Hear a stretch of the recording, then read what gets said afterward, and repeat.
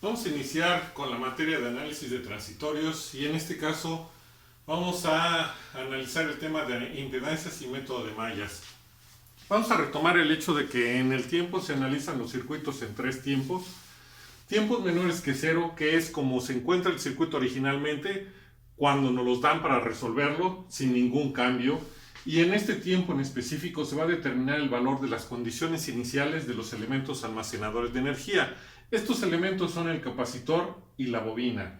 En tiempos menores que cero se considera que el capacitor, si circuló corriente a través de él, se carga, y entonces, como los circuitos se van a analizar con fuentes de corriente directa, hay que recordar que el capacitor a corriente directa se comporta como, una vez que se carga, se comporta como un circuito abierto. Y también tener en cuenta que siempre que se tenga un circuito abierto, lo que se puede medir entre esas dos terminales es voltaje. Es por ello que la condición inicial de un capacitor siempre es voltaje, sin importar que me pidan calcular para tiempos mayores que cero.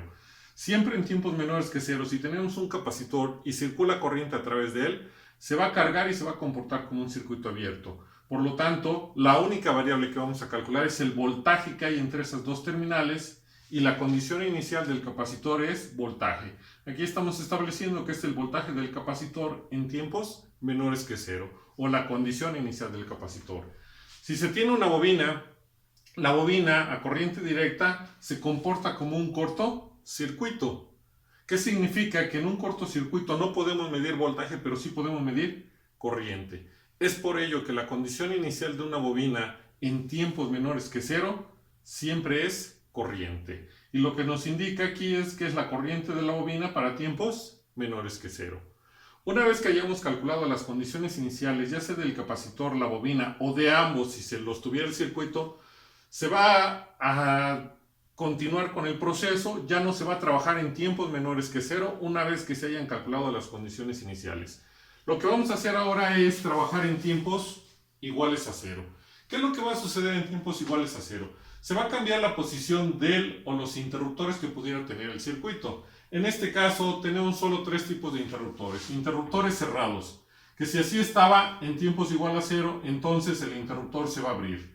Interruptores abiertos, que si así lo encontramos en tiempos menores que cero, para tiempos iguales a cero, entonces el interruptor se va a cerrar. Y además tenemos interruptores de cambios de posición, que significa que puede estar en una posición 1, en una posición 2, y que va a suceder, si estaba en una posición 1, entonces para tiempos iguales a 0, lo único que vamos a hacer es cambiar de posición el interruptor. Y si está en una posición 2, para tiempos iguales a 0, lo vamos a cambiar a una posición 1. Aquí solamente en tiempos iguales a 0 se va a hacer el cambio de posición o los interruptores que tiene el circuito.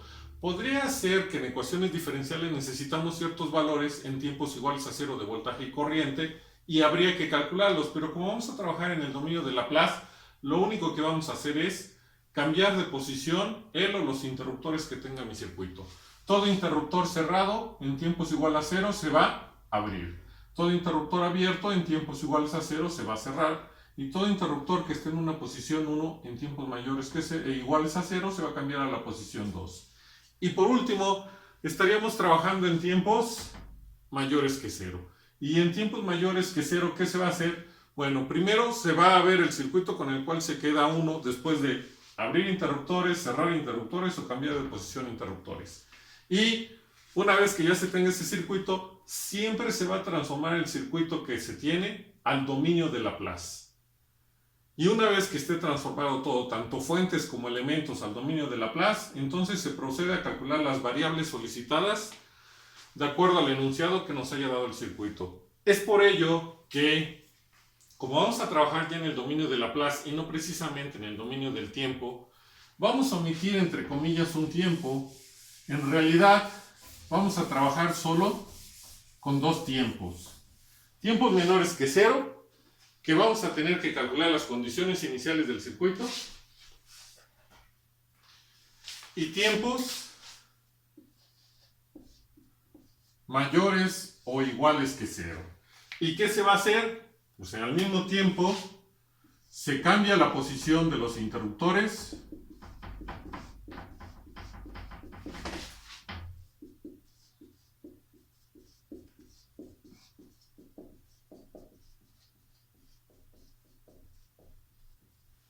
Y además se transforma el circuito al dominio de Laplace.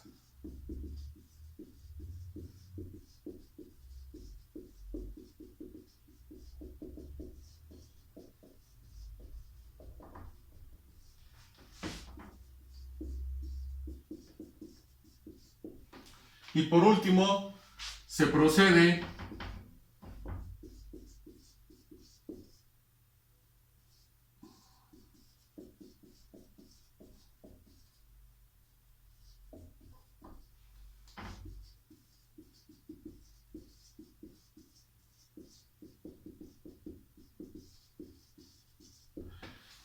a calcular la o las variables solicitadas en el enunciado que nos hayan proporcionado del circuito.